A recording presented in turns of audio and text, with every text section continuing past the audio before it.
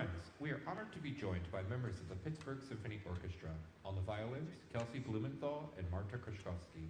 On the viola, Sean Jewell. On the cellos, Ann Martindale Williams and Michael DeBruin. And playing the bass, Nicholas Myers.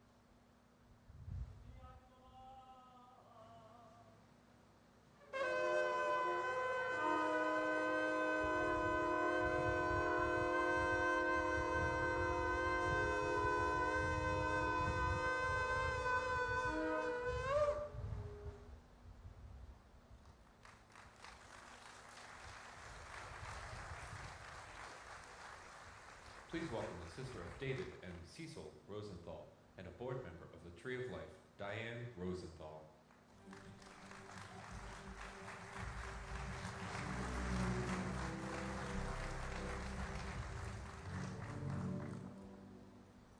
Good morning and welcome. Thank you for joining us today as we mark the start of a new chapter for the Tree of Life. My brothers, Cecil and David, love this place. I feel closer to them when I'm here on this site. I can feel their presence even today. The boys knew they were different somehow and often were excluded. But here, at the Tree of Life, they were included. The building was a second home, and the congregation an extended family. As children, the boys came with my grandmother, Ida Rosenthal, and as adults, they were here every Saturday morning for Shabbat services. Cecil was the greeter, and he would pass out the prayer books with a hearty welcome. And during the service, David would sit next to his friend Audrey, who beautifully began the ceremony this morning with sounds of the shofar. I know my brothers will be forever linked to the horrors of 1027. But as you'll hear from many of the families and survivors in the upcoming video, we don't want our loved ones to be solely remembered for how they were killed. We want them to be remembered for how they lived their beautiful lives. When the new building opens its doors, it will simultaneously be a place to fully remember each of the 11 victims who were taken from us, as well as a testament to our resilience and the strength of our Jewish community here in Pittsburgh and around the world. Vibrant Jewish life will return to this corner of Shady and Wilkins, where it has been for generations. And the new Tree of Life will be a place where education is given to individuals of all ages who can learn what happened that day and why it happened, and how to counter anti-Semitism and other forms of identity-based hate. These are lessons that are so desperately needed in our world right now. My hope is that this new chapter will be an opportunity to welcome more people in, just as my brothers, Cecil and David, once welcomed everyone who came here to the Tree of Life. Thank you. I survived a horror. We were considered survivor witnesses. My mother, Rose Mallinger, was murdered, and I was injured. My husband, Danny, was a victim in the shooting. My brothers, Cecil and David Rosenthal, were murdered on October 27th, 2018 at the Tree of Life Synagogue. I want people to know the 11 who were killed were all beautiful individual people. And they were killed in a tragic way, but that's not how we're going to remember them. We're going to remember them for who they were, because they were the pillars of the synagogues they belonged to.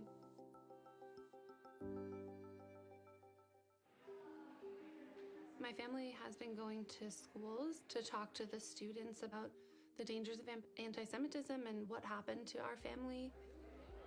And I will say that in the work that I get to do, one of my greatest privileges is getting to learn more and more about the 11 community members who were taken and the incredible lives they lived and what kind of people they were. And we were really designed to put emphasis on community resiliency.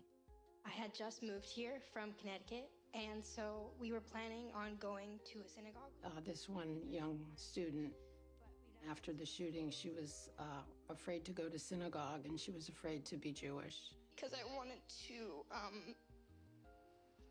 be Jewish, and I never really had the opportunity to, because these kind of things really, really scare people. And that hurts.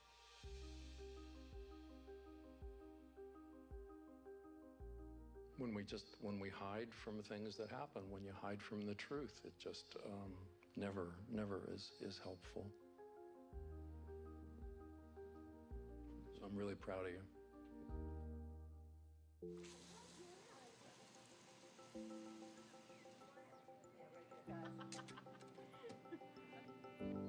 Anything we can do to talk about my mother or honor my mother is very special. So, because we'll just never forget her. You know, she lived a beautiful life.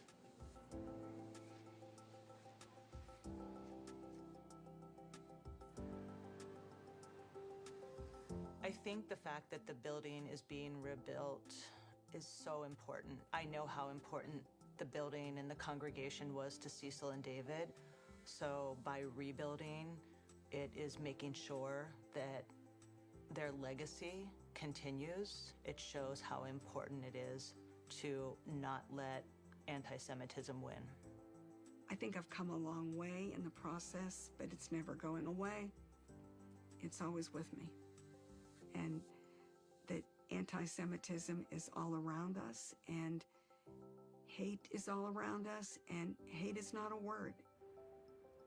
Kindness should be a word. Love should be a word. Hope should be a word. And that's what I want.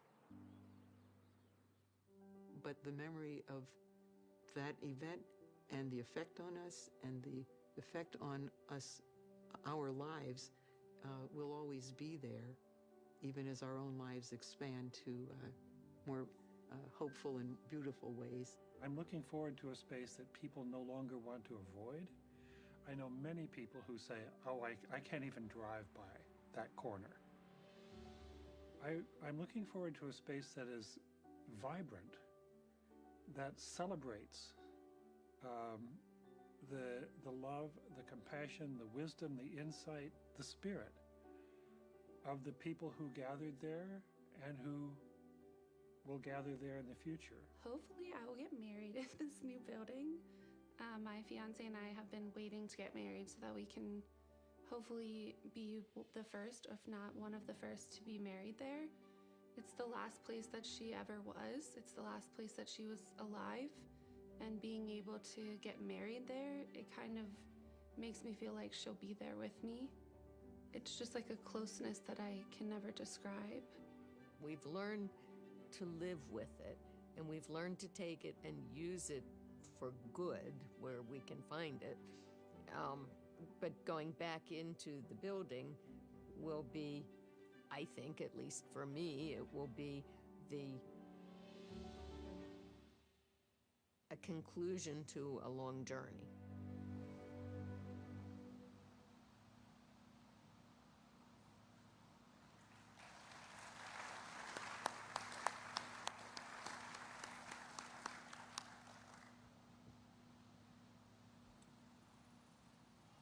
Zeh hayom asa Adonai nagila v'nismecha vo.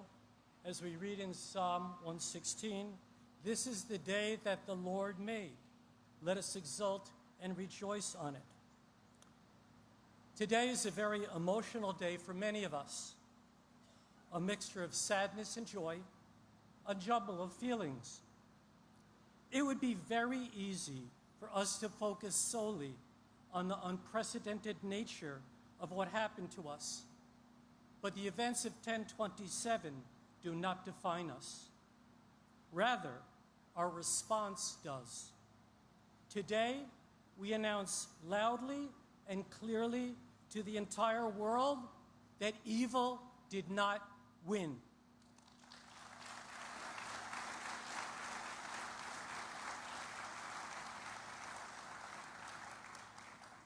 That it did not chase us from our home, and it never, ever will. We will become a beacon of light and good that extinguishes the darkness, offering a reminder of hope and inspiration that there continues to be far more good people on this planet than not. I stood on this desolate spot several months ago as our time capsule from 1952 was gently removed from its encasement. And I must confess that standing here that day, looking at the deconstruction, was incredibly upsetting to me. As I pondered why, I recalled a passage in the Talmud, Avot de Rabbi Natan, the first and longest of the minor tractates.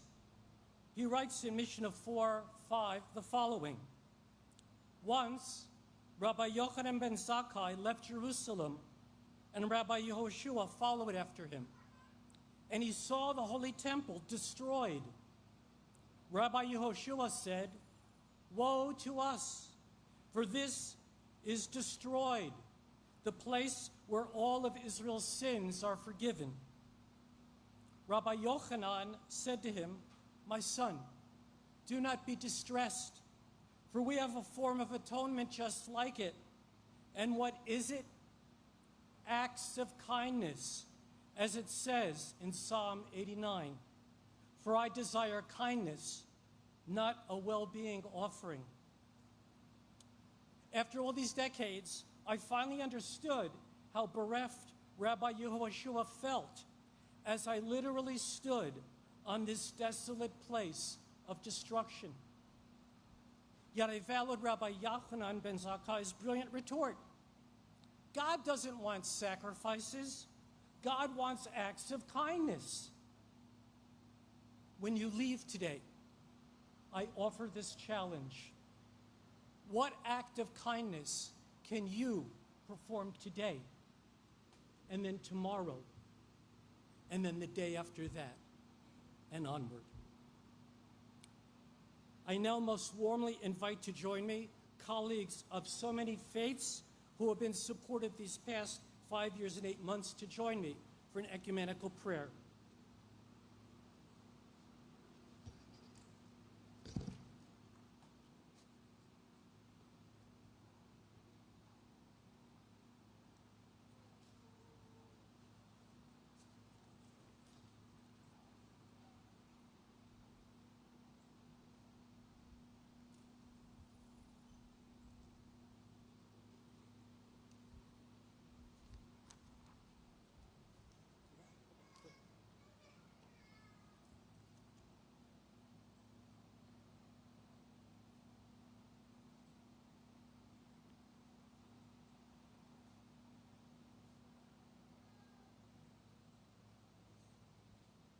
Friends, let's read together. May the door of this institution be wide enough to receive all who hunger for love and fulfillment, all who are lonely for fellowship. May it welcome all who have cares to unburden, thanks to express, hopes to nurture. May it incubate ideas that lead to the betterment of the whole of society for all peoples, regardless of the color of their skin, their sexual orientation, or their faith. May the door of this institution be narrow enough to shut out pettiness and pride, envy and enmity. May the door of this institution filter out the H word, yet educate our young about its dangers and how to better their communities. May its threshold be no stumbling block to young, challenged, or straying feet. May it be too high to admit complacency, selfishness, and harshness. May this institution be, for all who enter, the doorway to a richer and more meaningful life. We read in Psalm 90, "Who can know your power? Who can measure the reverence due you? Teach us to use all of our days that we may attain a heart of wisdom. Grant us your love in the morning, that we may sing in gladness all our days. May the Lord our God show us compassion and establish the work of our hands. May the work of our hands be firmly established. Let us all say, Amen."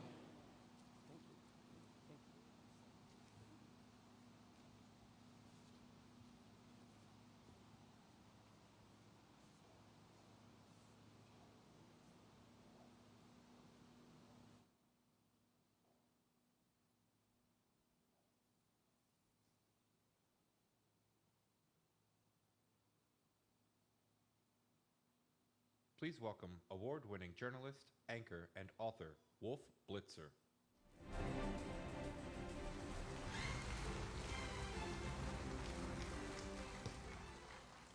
Thank you very much. Let me begin with these powerful, powerful words.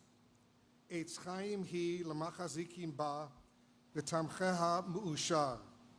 It is a tree of life for those who hold fast to it, and those who uphold it are happy. Its ways are pleasant, and all of its paths peaceful. Return us to you, God, so that we shall renew our days of old. Those words from Jewish liturgy are the inspiration for the Tree of Life Synagogue that has stood here for decades, and the community that for 160 years has been the center of a very happy, thriving Pittsburgh Jewish community. That peace was shattered, as we all know, on October 27, 2018, when 11 worshipers from the Tree of Life, New Light, and Dor Chadash congregations were killed at this site in the deadliest anti-Semitic attack in our nation's history. This community captivated the nation, and we watched together as the people of Pittsburgh, and indeed around the world, embraced you in mourning and the spirit of rebuilding. Today, we break ground on a new path to peace. The new Tree of Life will not only be a tribute to those we lost and a home for the Pittsburgh Jewish community for generations to come, it will also be a place to teach and share profoundly important lessons against hate. I am honored to have been asked to join you today. As many of you know, I am a proud son of beautiful Buffalo, New York, another steel town with a close-knit Jewish community, and the site of another act of hate-fueled violence only 2 years ago at the Tops supermarket in East Buffalo. The story of the Tree of Life community has felt very personal to me from the very beginning. I am also the son of Holocaust survivors. All 4 of my grandparents were killed because of anti-Semitism and hate, including both of my father's parents, who were murdered at Auschwitz. Over the years, I have gone back to Poland to visit Auschwitz and see the concentration camps for myself. And each time I go, I am struck by the young people there from around the world, learning about the impact that hate can have on our society. They are profoundly moved by what they see and hear, and they come away understanding that how we treat other people can have an enormous impact on our collective society. That is certainly what the future of Tree of Life will look like, and it starts today. It is now my pleasure to welcome 2 people who are leading the reimagination of what Tree of Life can be. Carol Zawadzki is the inaugural CEO of Tree of Life, organizing the rebuilding of the synagogue structure and the development of forthcoming programs and exhibitions. She comes to Pittsburgh after serving as the CEO of the Edlovich Jewish Community Center in Washington, D.C., where I have personally benefited from her skilled leadership. She has also played leadership roles at the National Museum of American Jewish History in Philadelphia, the Jewish Community Center of San Francisco, the Maltz Museum of Jewish Heritage in Cleveland, Ohio, the Jewish Museum in New York, and the United States Holocaust Memorial Museum in Washington, D.C. Jeffrey Solomon is the board vice chair of the Tree of Life. He and his wife Linda grew up in Squirrel Hill and were married by Rabbi Alvin Birkin, Tree of Life Rabbi Emeritus. Jeffrey, who is former chair and CEO of Cowan and now the president of TD Cowan, attended the Tree of Life congregation with his family as a child and became a bar mitzvah at the synagogue. Both Carol and Jeffrey have been instrumental in creating the vision for the future of Tree of Life, securing the necessary funds from both government and private donors, and for ensuring the project meets the goals of both honoring the memory of those who died and serving as an educational space for the fight against anti-Semitism and hate. Carol, Jeffrey, thank you. Thank you both for your tireless work.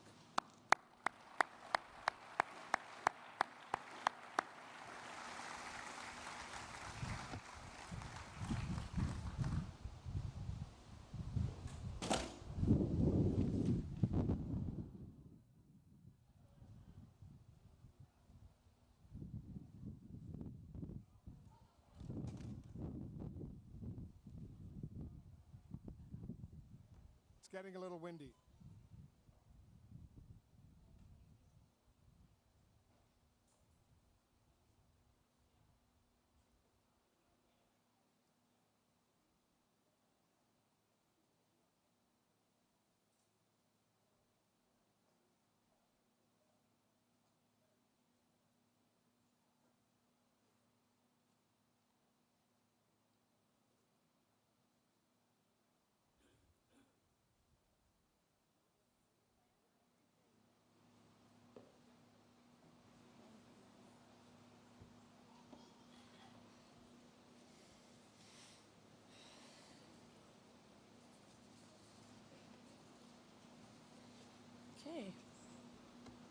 Okay, that was a little dramatic. Thank you, Wolf. It is an honor to have you with us here today. I am Carol Zawadzki, and it is truly my honor to serve as the inaugural CEO of the Tree of Life and welcome everyone gathered here today. It is not a coincidence that we gather this weekend, the weekend of the year with the most sunlight, to celebrate this new chapter on our journey out of darkness and into light. It is here, on this holy ground, that we seek to rebuild after a tragedy, where we renew our purpose as a new, locally grounded institution with broad national impact dedicated to uprooting anti-Semitism and identity-based hate. Holocaust survivor Elie Wiesel once said, "God gave Adam a secret, and that secret was not how to begin, but how to begin again." His words are ones I found myself ruminating on over these past few years, wondering, what does it mean to begin again, to journey out of the darkest times and places in our lives into light and hope? I've learned from witnessing the courage and resilience of the families and survivors, especially last year during the trial. That beginning again does not mean we forget. Rather, it means that we carry with us in our hearts the 11 who were taken from us, honoring them in everything we do. It means active remembrance. It means that when we say we will not forget them, we remember their whole lives. When we say, may their memory be for a blessing, we do all in our power to make it true. On the days after October 27th, 2018, Pittsburgh came together to vocally oppose anti-Semitism and hate. The community rallied behind and alongside the three congregations as they began to pick up the pieces and rebuild. Now, in the face of dramatically rising anti-Semitism, it is our turn to pick up the baton in pursuit of a world without anti-Semitism and without hate. I would like to thank every one of you gathered here today for your support, your confidence, your kindness, as we collectively respond to the violence and hate with love and with action. I would especially like to thank the incredible team who have worked tirelessly behind the scenes to make today's ceremony possible. We know we are stronger together. So let us, this day, as we celebrate the start of this new chapter for the Tree of Life, reaffirm our resolve to bring light into our world. May we find glimmers of hope amid the darkness, and may the memories of each victim truly be for a blessing.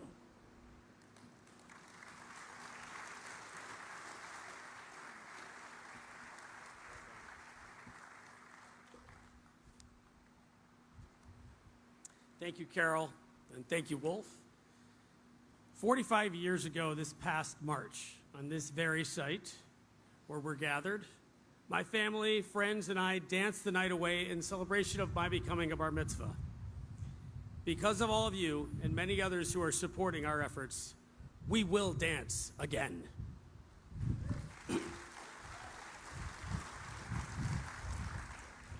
Good morning. My name is Jeffrey Solomon, and I have the honor of serving as the Vice Chair of the Tree of Life Board.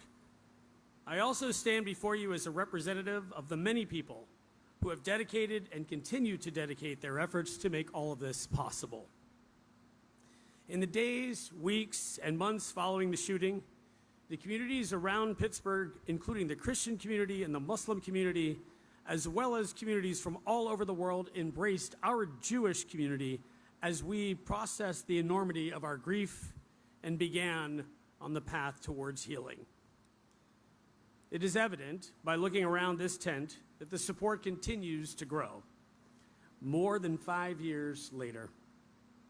Gathered here and supporting us from afar are people from diverse backgrounds who simply want to see a world without anti-Semitism and identity-based hate. By being here today, you all are modeling up what a world could look like, what the world should look like. As we embark on this next chapter in our journey forward, our hope is that the Tree of Life becomes a beacon of hope, a symbol of resilience of this community, and a call not only to take bold action against extreme forms of bias, but a beckoning to all of us to do one extra good deed each day in honor of each of the 11 who were taken from us. This morning, I have the bittersweet privilege of standing in for our board chair, Michael Bernstein, who is unable to be with us. Before I read his remarks that he planned to deliver, I want to note that we would not be gathered here today if it were not for Michael Bernstein's vision and leadership.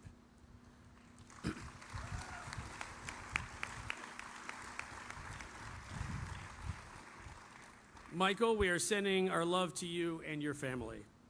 And now this from Michael. As the site of the deadliest anti-Semitic attack in U.S. history, we feel a responsibility not only to memorialize the victims and what happened here, but to turn what was the worst tragedy into something full of hope and light. Our mission to uproot anti-Semitism and all forms of identity-based hate through remembrance, education, connection, and celebration is more important than ever in this time of heightened anti-Semitism. From college campuses and town halls to rural communities and urban centers across the country, people are experiencing anti-Semitism in ways they never have before. Anti-Semitism is a force that destroys lives, families, safety, and our individual and collective sense of security. In the United States, anti-Semitism is especially insidious. It is independent of political ideology and often woven into how people view the world. It can fuel mistrust, seed conspiracy theories, and undermine democracy. But it is also learned, which is why we are reimagining the Tree of Life as a place that tells the story of anti-Semitism in America and equips visitors to our planned museum and education center with the tools and confidence to take action to stand against hate in their own communities. The Tree of Life will be a place that will welcome all into a journey of discovery and exploration, inviting them to ask big questions and deepen their own understanding of and celebrate Jewish life and culture. We will remember each victim and the collective communal response in the wake of the horror that happened here, and we will serve as a bridge between diverse communities, a space for collaboration, and a place where the health of a community is at the center of our strategy to uproot anti-Semitism and all forms of identity-based hate. Thank you.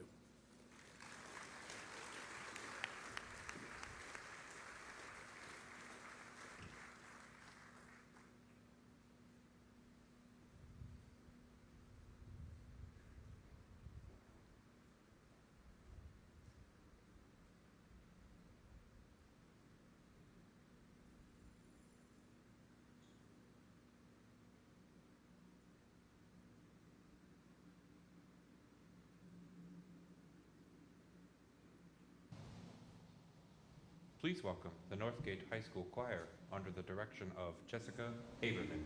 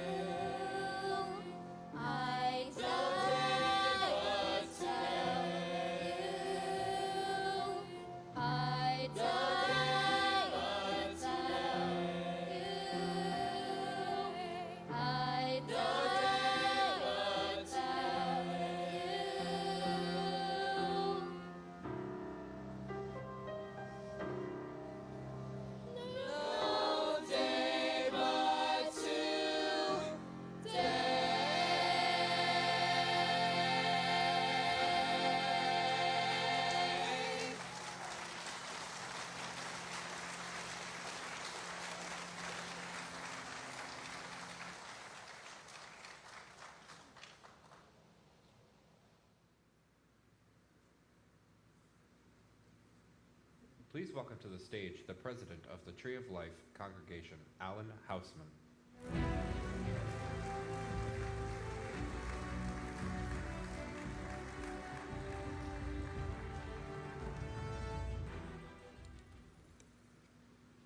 Wow. Good morning. It's my privilege to say on behalf of the Tree of Life congregation, thank you, thank you, thank you.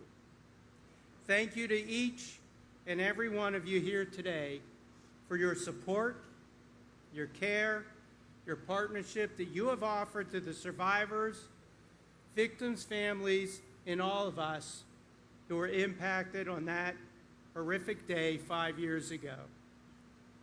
While the tragedies of October 27th will forever be in our memories, the way that our community responded in the hours and the days after are what have gotten us here today, celebrating a new chapter on this holy site. The day after the attack, every church, temple, house of worship, and religious community across this city and beyond came together to lend us their support physically, emotionally, spiritually, and without conditions. The Pittsburgh community, this community, made it clear we are stronger than hate and truly stronger together. I'd like to share a few of the incredible individuals who represent the spirit of our community and have sustained many of us on our journey. As we began planning our first high holiday after the attack, the Tree of Life congregation was trying to figure where to hold these services. We called Calvary Episcopal Church. They called back 1 minute later, "Our house is your house." In the years since, Rector Jonathan Jensen and the congregation have become some of our closest friends. Our two congregations volunteer as ushers and greeters at each other's services. And Rabbi Myers and I have appeared in their Christmas pageant. The rabbi as Moses, and I play a wise man. Kim, the church's receptionist, to this day, always keeps my favorite candy on hand. Our public leaders have also gone above and beyond to support the community, both in the immediate aftermath of 10/27 and to the present day. A few days after the attack, I received a phone call from then Mayor Bill Peduto and his Chief of Staff, Dan Gilbert. Mayor Peduto told me, "This week the city works for you." Not only that, he and Dan showed up at our Shabbat services that following Saturday and continue to show up even though they are no longer in office.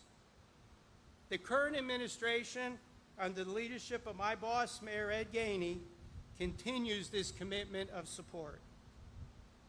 Our public and elected leaders are also there for our community from day one.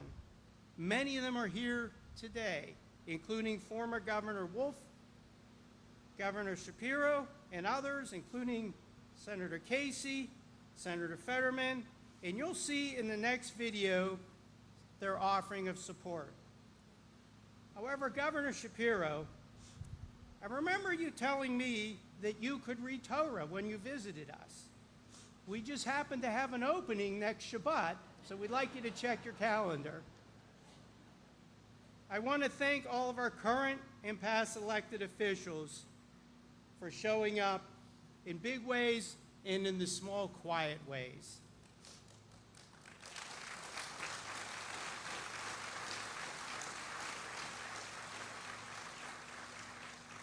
We wouldn't have made it to this day without the individuals, groups, and communities who showed up to stand by our side and help us break out of the darkness. We are here today because you knew that our city is stronger in one, and stronger together we can root out the hate to let the light shine through. We are stronger together. Pittsburgh wants to take pride in being that city that is a tough city with a heart of gold. Then we have to understand that the only way that we accomplish great things is by working together. And that as we break ground today, in a way to be able not only to look back at a horrific event, but look forward to being able to do something positive from it, we look and we see how everyone came together with the Jewish community in order to make that happen. It's a small town in which we have these close-knit neighborhoods and close-knit communities. To know that this type of violence won't hold, that people will come together and people will rebuild. Not just those 11 victims that would memorialize what they went through and their families went through, but for the community at large. That's why it's so important on this site to be able to stand up and have this place that people can continue to worship, people can learn from, and that future generations will be able to learn. But we won't forget what happened here. We won't forget the lives that were lost here. And we won't forget that that's the cost of hate. I was born and raised in this Squirrel Hill neighborhood. There was never a time when the Tree of Life building wasn't woven into my life. I look forward to making new memories in this building and seeing a new generation weave it into their own lives. Thank you for all the many people who had a hand in creating a monument, not only to our heartbreak, but also to our resilience. Thank you. I think it's important that people here in Washington, D.C., people across the country understand how searing the Tree of Life shooting was for the American Jewish community, and I think for anyone who attends their own religious institution. Tree of Life felt like it could be any one of our own communities.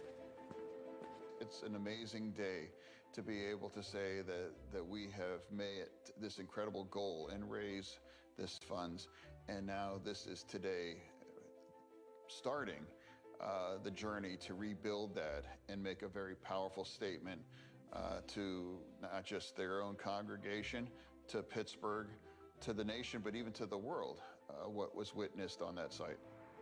In so many ways, this is the ultimate example of Tikkun Olam, right? To repair the world, to not simply say this is a site of tragedy and loss and pain and horror. This community looked into the abyss, stared it down, and said, we're going to do something with this.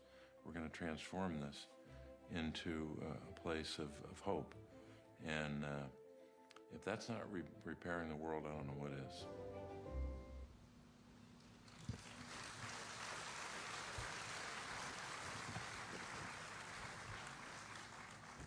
Wow, what a tremendous turnout. I'm so impressed. Thank you all for coming. For decades, the Tree of Life has been the center of our Jewish community. It's where we learned as children the liturgy of our people. And I have to tell you, as a first grader, I got in trouble for kissing her hand, and she went and told the teacher on me. Today, in today's environment, that'd be politically a nightmare. It's where I came home from college each year to see familiar faces spilling out onto the street at Wilkins and Shady, dressed up for the holidays as we inscribed ourselves once again in the Book of Life.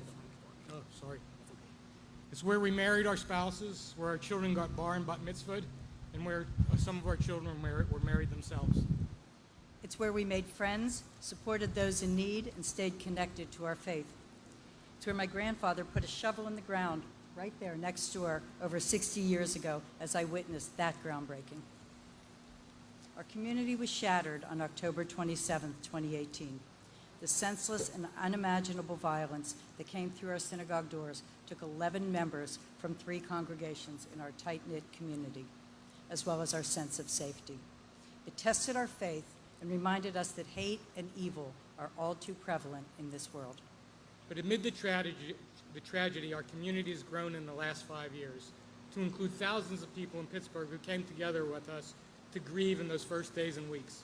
It includes members of the Christian and Muslim communities who opened their doors and their hearts to those who mourned. It includes the many elected officials, dignitaries, and community leaders from around the world who stood by us, sat with us, and supported us as we processed our loss. And it includes those who expressed their grief from afar in the cities across the United States and around the world. Today, we take the first steps to expanding our community even further, to the millions of people who will come through the doors in the years to come. Here, we will share the story of Tree of Life, its outside role within the Pittsburgh Jewish community, the people like us who called it our second home, and the community that came by our side to support us when tragedy struck. We will teach children and adults from around the world the power of community. And this is also the power of community if you look around you. The exhibitions and activities within the center will help people understand the role we have to play in speaking out against injustice and intolerance and supporting those in need.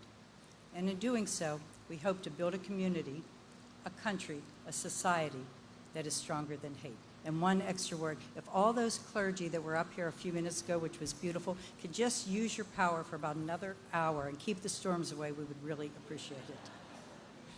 On behalf of the Tree of Life community, we'd like to sincerely thank all of those who've helped this day possible and to continue to support the rebuilding and revitalization of the Tree of Life. We cannot wait for our community to come together for the grand opening of the new Tree of Life very soon. You know, in 2019 we started this project, and it had a different imagination to it. And thanks to Carol's leadership and to Michael's leadership, it's taken on a whole new meaning and a whole new development, and we're really looking forward to that. And in that spirit, it's my honor to introduce our leader of our community and someone who stood by our side over the last 5 years. And I'd like to say somebody who's been a friend of mine for quite some time, supporting us as our state's Attorney General and now the Governor. He, his wife Lori, and his whole family have played a role in helping us reimagine what the future of Tree of Life can look like and the impact it can have. Please join me in welcoming Pennsylvania Governor Josh Shapiro.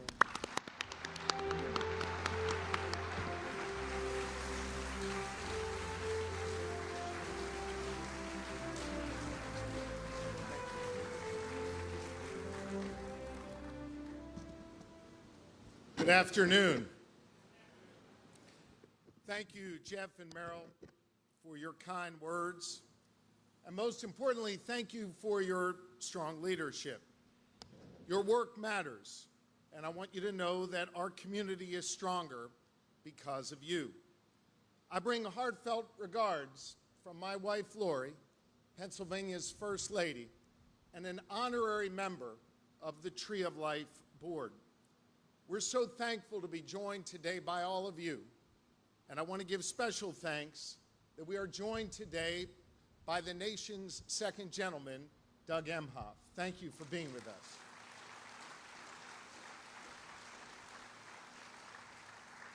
As you heard, there has been strong support from all across the elected community. I'm especially grateful today to be joined by our Lieutenant Governor, Austin Davis, our Senior Senator, Bob Casey, and so many elected leaders who join us today, including our county executive and our mayor. It's an honor to be here with all of you as we continue to mourn the lives of the 11 sons and daughters of parents and grandparents, family members, and dear friends who were murdered here on October 27th, 2018. And we join today to recommit ourselves to ensuring that their memory and the memory of that day will never be forgotten. We are blessed to be in the presence of the loved ones that they leave behind and those who survived that fateful day. I have been humbled to walk alongside you in this journey, to listen to your stories, to share in a small way in your grief, and now to be able to look forward to our shared future. I know that it has been a long and difficult process to reach this day. From the trauma of that October morning, to the trial, to the daily reminders that our friends and family members are no longer with us. There has been pain at seemingly every point along the way. I remember walking into the JCC on that October afternoon as the sun began to set on that tragic fall day, and seeing family members whose lives had just been shattered as they were coming to grips with the fact that their loved ones would not be coming home from a shul. We still feel that pain today. But I also remember when the sun finally set that day and a chilly mist began to fall upon Squirrel Hill. At the corner of Forbes and Murray, hundreds of our neighbors came together, holding hands, locking arms, comforting one another, declaring with one voice that we would not let hate and anti-Semitism permeate and further infect this loving community. Jew and Muslim, Christian, black, white, Asian, Latino, gay, and straight, a cross-section of our community. Everyone was there, grieving together, but also finding strength in one another. That was an incredibly powerful moment, one that continues to inspire me, and I submit, one that defines all of us. More recently, as your governor, I came back here to bear witness to the attack.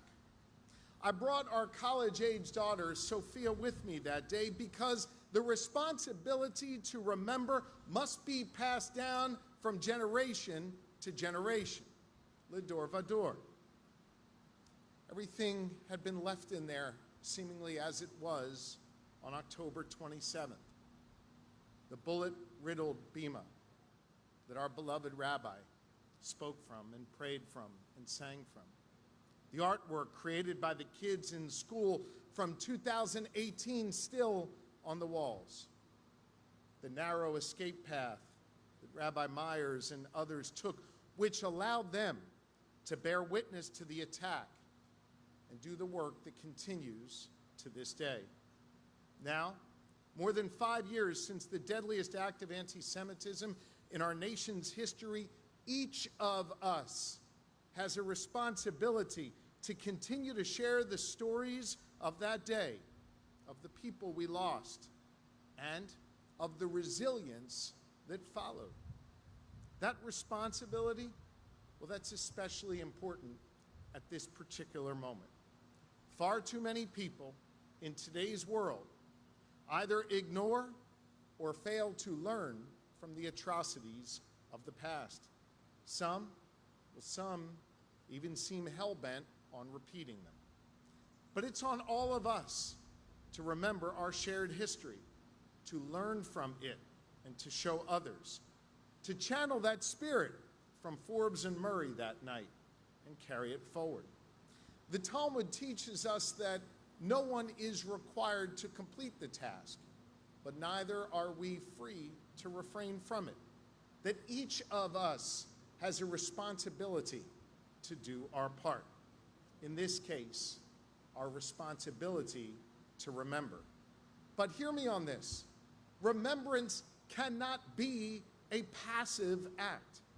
The task of remembering requires all of us to stand up, to speak out, and to ensure that everyone in this country knows the stories of the 11 people who were murdered here and the dangers of anti-Semitism which fueled that hate crime. It's on each of us to do our part, to speak and act with moral clarity, to speak out and combat hate wherever we find it, online, on our campuses, or in our communities. We must break that cycle of hate and prevent it from taking hold in more people and bringing about even more grief. The work is not reserved for those on television, for those who occupy positions of elected public trust. No, that work falls to each and every one of us to build that community that is more tolerant. This new building that will rise here, well, that reminds us of our personal responsibility. And it will give us the tools to do the tikkun olam, the work of repairing the world. The Commonwealth of Pennsylvania has and will continue to invest in this place of worship, remembrance, and education. Let me explain why. Because this is a debt that we owe to the 11 people whose lives were cut short while they davened here. It is also because in this Commonwealth, we all have a shared responsibility that stretches back to the year 1681, when our charter was given to William Penn, who sought to build a community that was welcoming to people of all faiths and all backgrounds. A place that Penn envisioned where we could worship freely without fear. The work that began here 343 years ago is ongoing, and it will be strengthened by this new Tree of Life. Let this sacred place and its halls be an integral part of that 3 centuries years work and the antidote to the poison of hate that grips too many corners of our society. Let this be a place where individuals find strength to bolster the collective and to root out evil. I know this is a difficult time in America, on college campuses and in our town squares. Anti-Semitism is rising, and some leaders, at times, offer permission slips to hate. Here on this sacred ground, we should learn the lessons of the past and develop the tools to speak up and build safer communities for all. Those who come here will no doubt find inspiration in the stories that all of you share.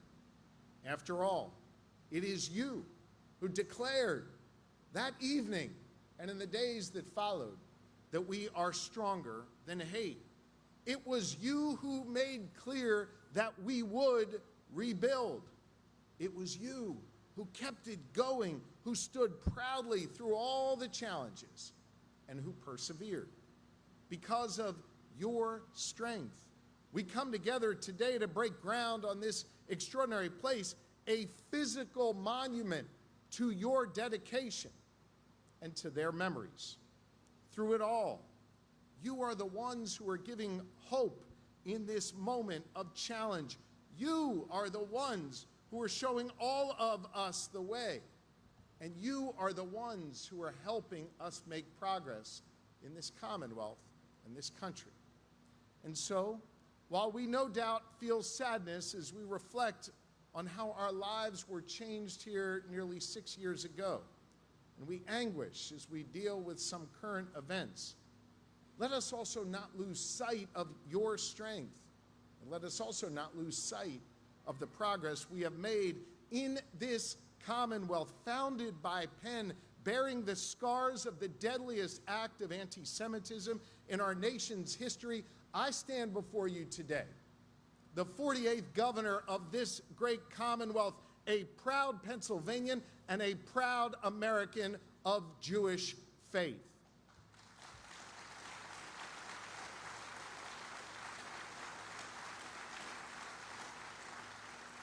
When I took the oath of office in January 2023, I swore the oath on 3 Bibles: a family Bible, the second one carried by a World War II veteran, an American Jew who earned a Bronze Star and a Purple Heart on D-Day, and the third one, a Bible lent to me by Rabbi Myers from this shul that was used on October 27th, a Bible that sits on my desk in the Capitol to this day. In a way, I am proof that the people of Pennsylvania can indeed find light in the midst of darkness, that we will not be defined by our darkest hour, but rather how we come together to comfort one another in these moments and to shine light. And so, as we move forward here, my bracha, my prayer for the Tree of Life is that this be a place of light and enlightenment, that it teach all who come here how to embrace who we are, not to retreat from our identity, to show the strength that that young woman showed in the video of how proud she is to be a Jew, and that we remember our shared history, that we pass it down to our children and our grandchildren, that we collectively speak out against hatred and bigotry in all forms, and we continue the hard and necessary work of fulfilling Penn's promise to build a commonwealth and a country where all are welcome, where we speak and act with moral clarity. I will continue to endeavor to do my part as your governor to honor the work that Carol and others are doing here. The spirit that was awakened that night on the corner of Forbes and Murray, it is that spirit that is now going to help us write this next chapter. The spirit that will no doubt be in the walls of this new foundation. To the good people of Pittsburgh, thank you for showing all of us that we are stronger than hate.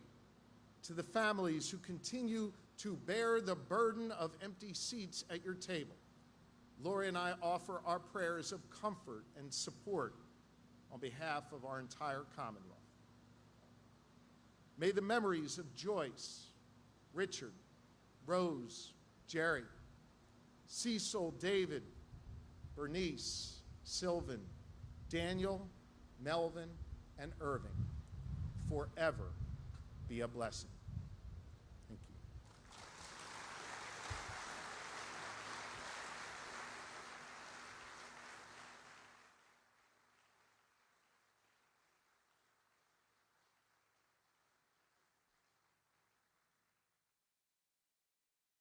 When I found out that Tree of Life will be rebuilt in a completely new way, and I immediately sort of raised my hand to be considered. And I, who am an immigrant to America, was brought to America with the help of Hayas.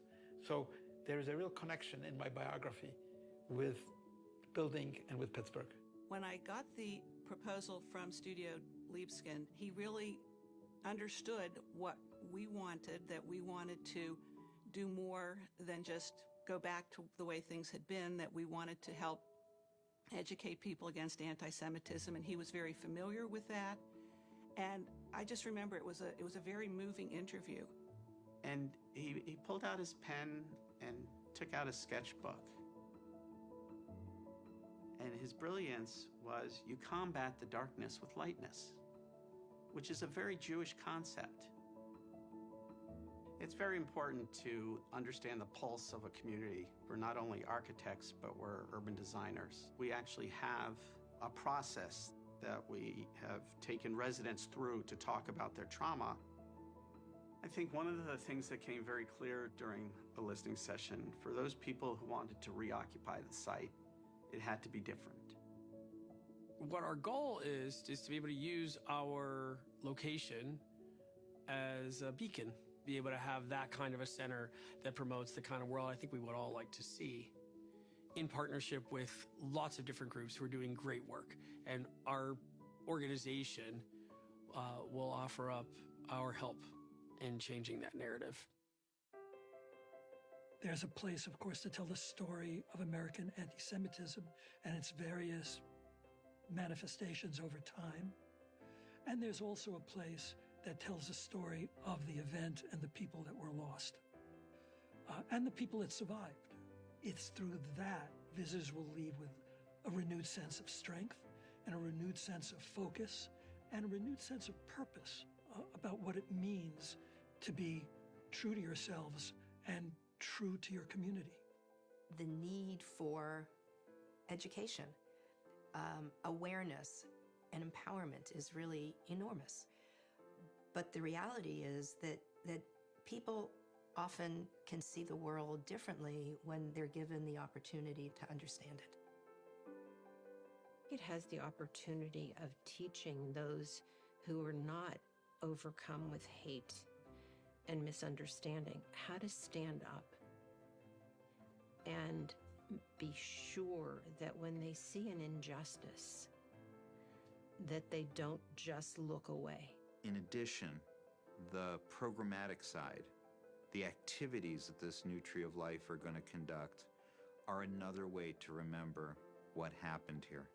To never forget, to be able to remember what occurred so that it doesn't happen again, and to help the community heal, to have a place of rebirth as it is, to really give us a chance to move forward.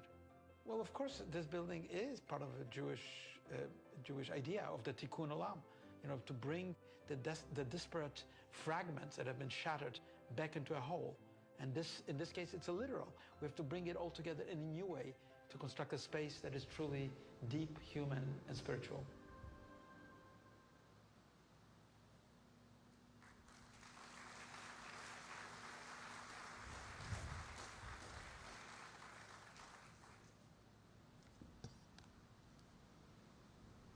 Our next speaker is a leader in the fight against violent extremism and has been particularly vocal in the need to address the intersection of anti-Semitism and other types of bigotry. Eric Ward is the Executive Vice President of Race Forward, an organization that works to dismantle structural racism by building collective community power and transforming institutions.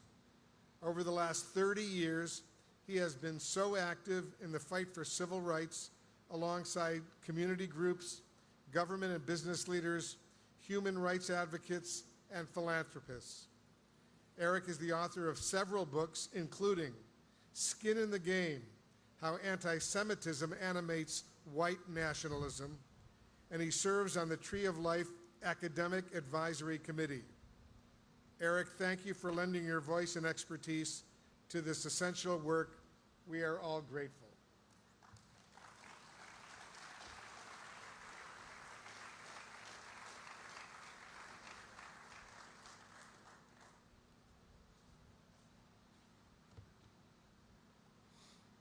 Esteemed guests and families gathered here today, I stand before you with deep reverence as we mark a profound moment in our shared history. Today, as we break ground, we do so with heavy hearts, yet resolute, a testament to our resilience in the face of unspeakable tragedy, and a commitment to confront the persistent shadow of anti-Semitism that has scarred our communities, our nation, and our world.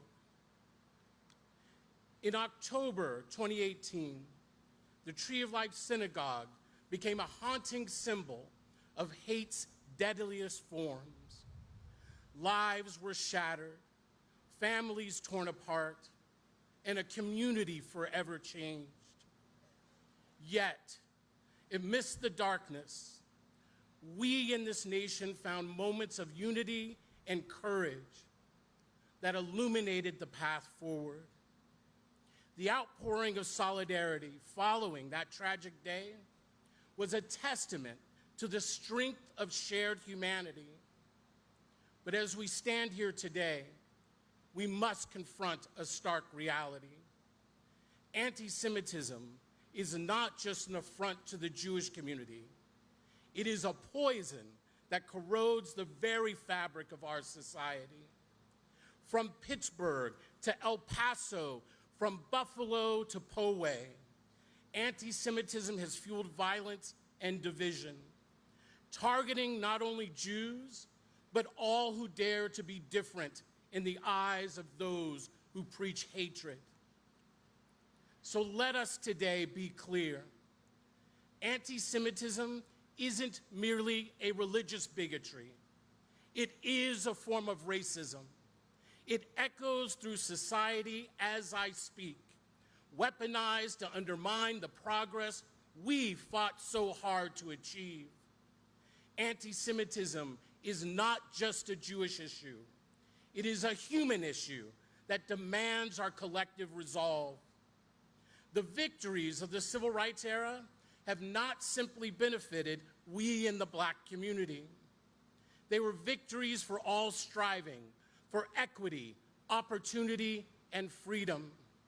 Yet today, we face renewed threats that seek to unravel decades of progress. It is organized anti-Semitism that now seeks to divide us, to weaken our bonds of solidarity and sow seeds of distrust amongst those who should be standing together. As we confront rising authoritarianism and the insidious spread of hateful ideologies, we must recognize that anti-Semitism thrives in the shadows of complacency and silence. It festers in the rhetoric of intolerance and conspiracy theories that both scapegoat and kill. As civil rights leaders, I think of the message delivered by Amy Spitalnik, the CEO of the Jewish Council of Public Affairs, when she aptly stated, "When Jews are unsafe, all of our communities and our democracy are unsafe. And so too, when anyone is unsafe and our democracy is threatened, Jews are unsafe." Amy is right. The tragedy at Tree of Life was not an isolated incident, but a chilling reminder of what happens when bigotry goes unchecked. When leaders stoke fear and division, when they dehumanize others based off of race, faith, or ethnicity, they perpetuate the very ideologies that led to that fateful day here in Pittsburgh. Today, as we stand at the crossroads, we have a choice: to confront hatred with courage and compassion, or to allow it to fester and grow. The Tree of Life symbolizes more than a place of remembrance. It is also a beacon of hope, a sanctuary for learning, and a call to action for all who believe in a world where diversity is celebrated and bigotry has no place. Let us pledge here and now to be the voices of reason in a world clouded by division. Let us honor the memory of those we've lost, not just with words, but with tangible actions that promote understanding and tolerance. Let us build bridges where others sow seeds of discord. Let us never forget that our struggles for justice are interconnected. To those who seek to divide us with fear and ignorance, hear this: we will not be swayed. We will not be intimidated. Our resolve is stronger than your hate, and our unity is more powerful than your attempts to sow discord. As we embark on this journey with the Tree of Life, let us commit to fostering empathy, resilience, and steadfast determination to stand against anti-Semitism and all forms of prejudice. Let us amplify the voices of survivors, honor the legacy of those we've lost, and reaffirm our shared humanity in the face of those who seek to tear us apart. Together, we will build a future where every community, regardless of faith or background, will thrive without fear of persecution. Together, we will forge an inclusive democracy where love triumphs over hate and belonging reigns supreme. Together, we will ensure that the light of hope and intolerance shines brightly in the face of darkness. Thank you.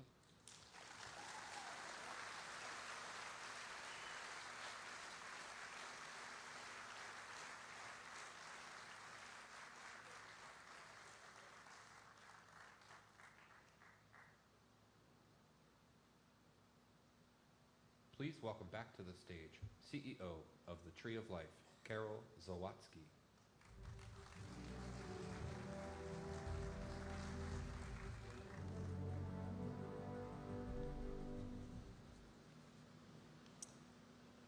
It is my distinct honor and privilege to introduce our next speaker.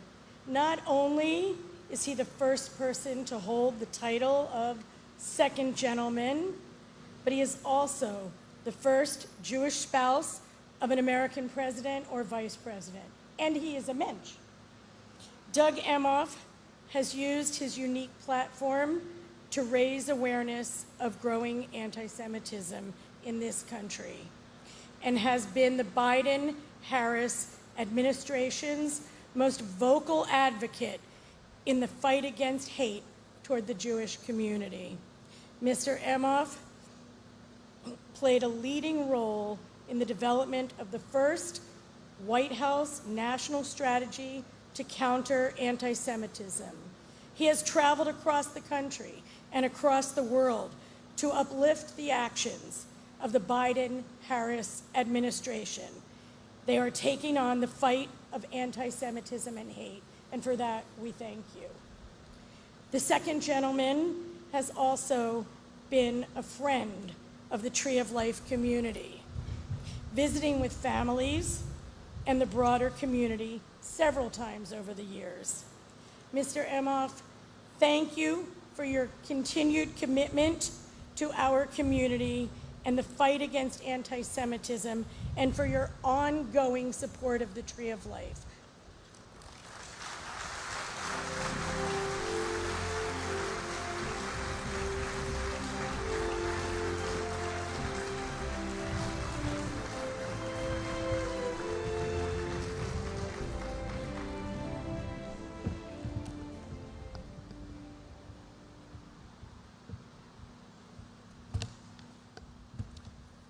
Thank you, Carol. Thank you. It's great to see you again.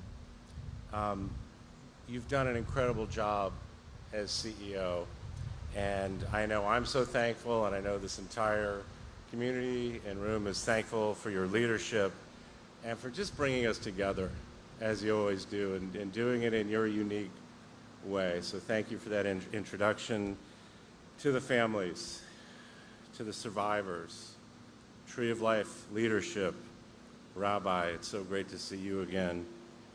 Local law enforcement, my good friend, Governor Shapiro, thank you for those words, very emotional. Senator Casey, Congresswoman Wasserman Schultz, Mayor, other elected officials, and everyone else here today and everyone else watching. It's an honor. It's just an honor to be back here to join you as we not only remember and reflect on the horror that took place right here on this hallowed ground, but to begin to build again, to look towards the future. I first visited this community in Tree of Life in October of 2020 to remember the 11 innocents, just worshipers, your friends, your family, your neighbors, who were massacred right here simply because they were Jewish. In 2022, I came back with my wife, the Vice President. We spoke with Rabbi Myers at length on how we can bring people together to combat this scourge of anti-Semitism and hate. I came back here in the aftermath of October 7th. I met with many of the families here today. I still think about that day as we all still process what happened on October 7th. And you shared with me, you shared your stories. We spoke about the pain that will forever live within you, the anger, the sadness, the grief that we all still feel from that horrific day. But we also spoke about great memories that you had. Told stories about your loved ones. We talked about the importance of rebuilding and the importance of healing. And on that day, I promised to you all that I would come back for today's groundbreaking. And I'm proud to be keeping that promise, to be here today with you.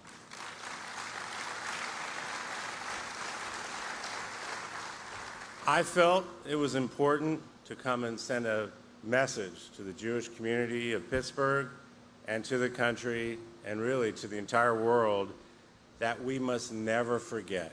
We must never forget what poison, what anti-Semitism can do, and that we all have a responsibility to stand up to hate, not through words, not through empty words, and not through silence, but through action.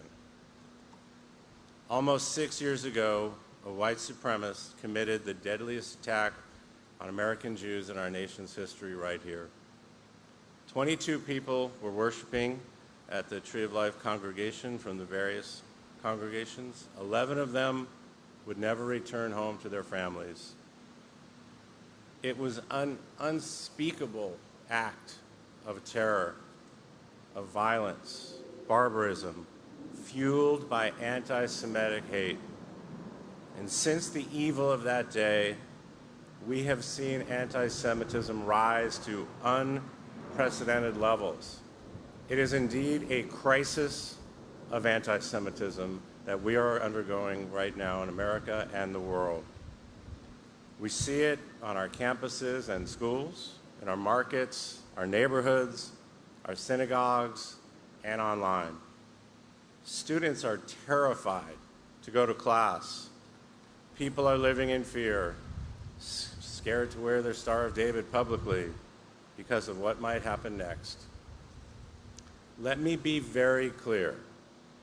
When Jews are targeted because of their beliefs or identity, or when Israel is singled out because of anti-Jewish hatred, that is anti-Semitism, plain and simple. And it must be condemned by everyone, clearly, unequivocally, and without context, by leaders and by all of us. Because no one should have to hide who they are. No one should feel afraid or ashamed to be Jewish. President Biden and Vice President Harris send their regards, and they are fighting back against this hatred and bigotry. They're working to unite our country, not to tear us apart. Last year, as was mentioned, under their leadership, Biden-Harris administration launched the first ever national strategy to counter anti-Semitism, mobilizing the full force of the federal government to protect Jewish communities. And I've been traveling all across the country and around the world, meeting with stakeholders, community and government officials, and Jewish leaders, many of you I see here today, to increase awareness and understanding of just what anti-Semitism is, who Jews are, and as was mentioned by Eric and others, to build cross-community solidarity, and so we can take collective action against hate. We've got to do this together. And this is not the work of just the government, and it's not just the work of Jews. All Americans must stand against anti-Semitism and hate in all of its forms. As was said, it is a poison on our democracy, and we all must be against it.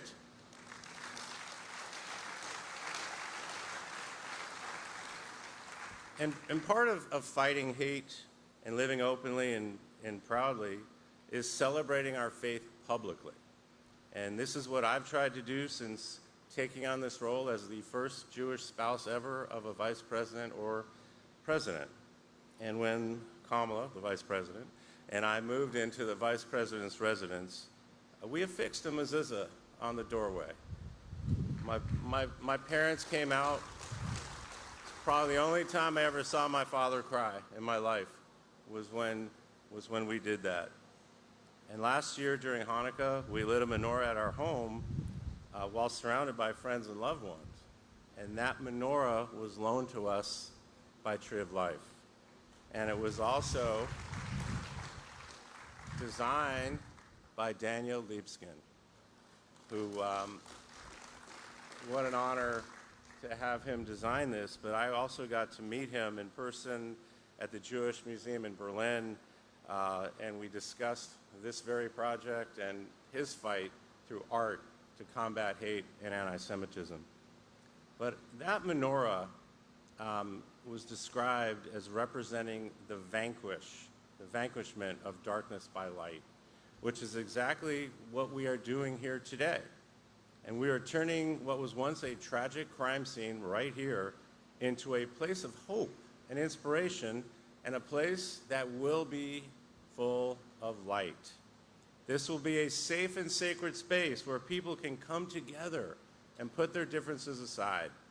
It will celebrate Jewish life and tradition, allow people to learn about the roots and manifestations of anti-Semitism, and help bridge the gap between diverse communities. This will be a sanctuary that reminds all of us that there is more than unites us than divides us. And that is what makes America great.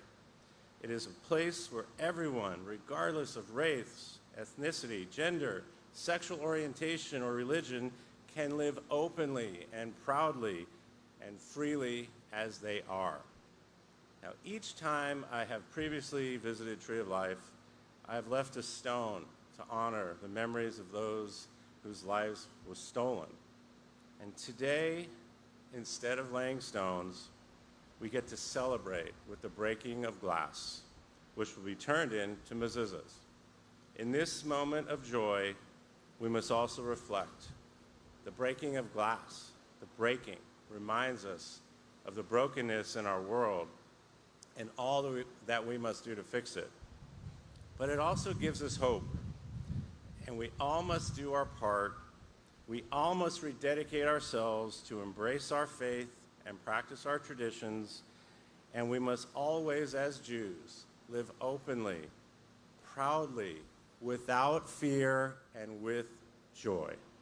Thank you so much for having me.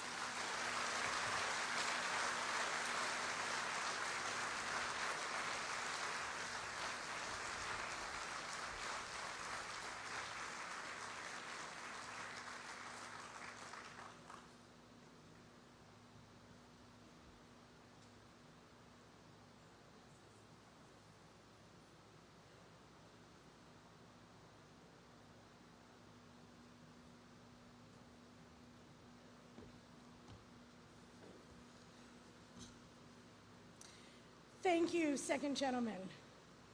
Your words today and your ongoing support means so much to everyone gathered here today and our entire community and our entire nation.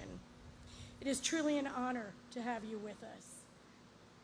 In the Jewish tradition, we end the wedding ceremony with the breaking of a glass to signify both the pain our community has felt throughout our history and to temper our celebration with a remembrance of a broken world.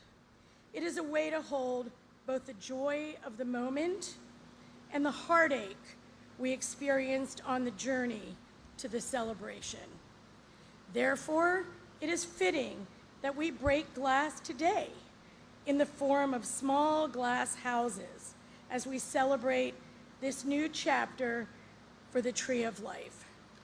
They are a reminder that sometimes we must tear down in order to rebuild. Sitting here today in a space so beloved by so many and where an awful tragedy occurred, it is hard not to have a little bit of sadness in our hearts as we remember what was and we imagine what could have been. The glass houses we break today will be turned into mezuzot, which will be affixed to the doorposts of our building with a prayer to bless our comings and our goings. The mezuzot will forever be a reminder of our obligation to try to pick up the shards of our broken world. I would like now to invite to the stage to join Jeffrey Solomon and myself in the breaking of the glasses, family members of the 1027 victims, the survivors,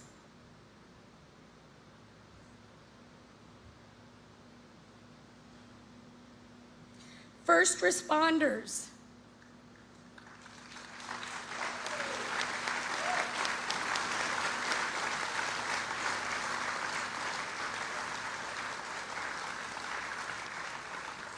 representative of the of the U.S. Attorney's Office.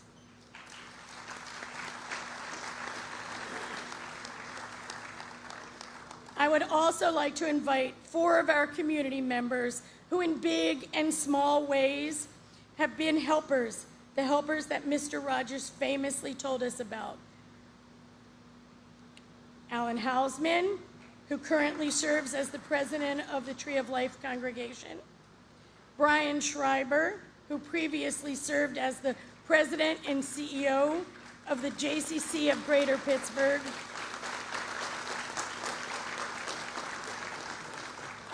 Maggie Feinstein, who leads the 1027 Healing Partnership. Meryl Ainsman, who previously served as the board chair of the Jewish Federation of Greater Pittsburgh. And second gentleman, Doug Emhoff, Governor Shapiro, Senator Casey, please join us.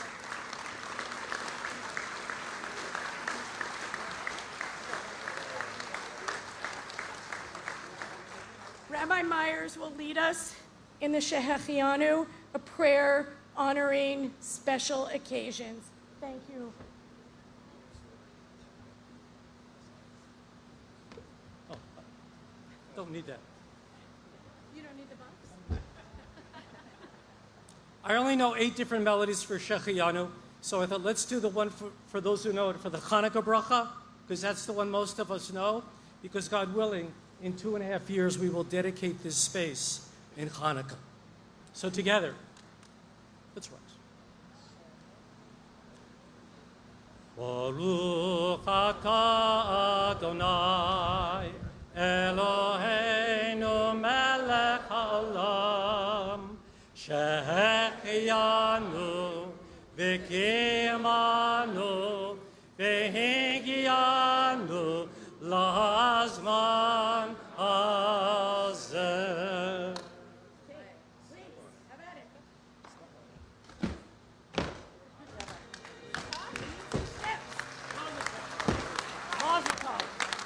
Al harivash ve'al ha'or, al hamar ve'hamarlo, al biteinu ha'tinoket shmo re'i ha'tov, al ha'esh ha'mevo'eret, al ha'mayim ha'rakim, al ha'ish ha'shav ha'bayta min ha'merchakim, al kol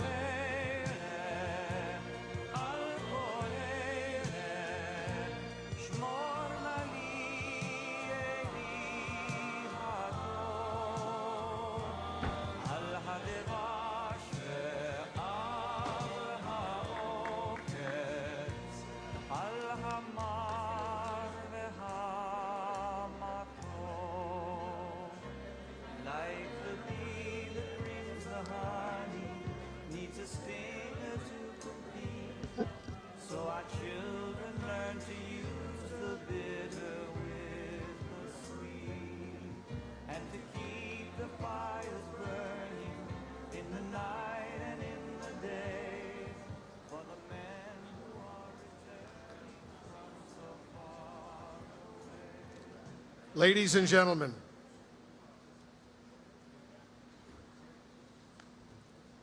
first of all, Mazal Tov and congratulations to all who have helped make today such a reality, and to all who will work to continue to be a part of this very important project as you, all of you, work toward reopening the building as a place of education, building connection, and inspiring action to create compassionate communities. That is so important. As we close our program today, I am reminded of what my late father, David Blitzer, would say, alav shalom, whenever he would see me or other Jewish people achieve something noteworthy. He would say, our success was the best revenge against hate. Today is not about revenge, because nothing we can fill the void, nothing we can do can fill the void that is left in this community and in our hearts from the death of those 11 wonderful men and women. but by moving forward and building something that will further our values and the world for that matter, a world we want to see, we are doing justice for those we have lost. Thank you once again to everyone who participated in today's ceremony and made today happen. I look forward to coming back here to Pittsburgh and joining you for many celebrations ahead. You have a wonderful, wonderful community. And by the way, if I come back on a Shabbat morning, I hope I get an Aliyah. Thank you very much.